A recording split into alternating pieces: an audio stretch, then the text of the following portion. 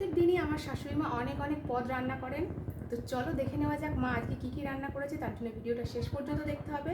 So hello everyone, আমি রূপা, welcome to my channel.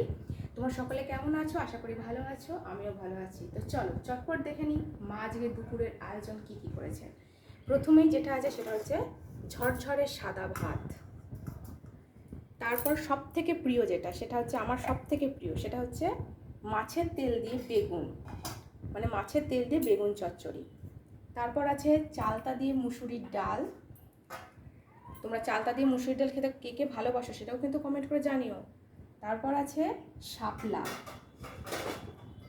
শাপলা আর তারপরে আছে আলু দিয়ে ভোলা মাছ, মানে আলু দিয়ে ভোলা মাছের হালকা পাতলা একটু ঝোল ঝোল রান্না হয়েছে। আর এটা হচ্ছে লাল লাল ঝাল ঝাল একদম রিঠা মাছ। তবে এই রান্নার দেখো কালারটা কত সুন্দর এসেছে, তাই না? আর খেতে দারুণ হয়। মায়ের সমস্ত, মানে মায়ের হাতের সমস্ত রান্নাই খেতে দারুণ হয়। আর সব শেষে যেটা হচ্ছে সেটা হচ্ছে চাটনি। তো বন্ধুরা, তোমরা দেখতেই পেলে আজকে আমাদের দুপুরের আয়োজন কি কি হয়েছে। তোমরা অবশ্যই কমেন্ট করে জানিও আয়োজনটা কেমন হয়েছে।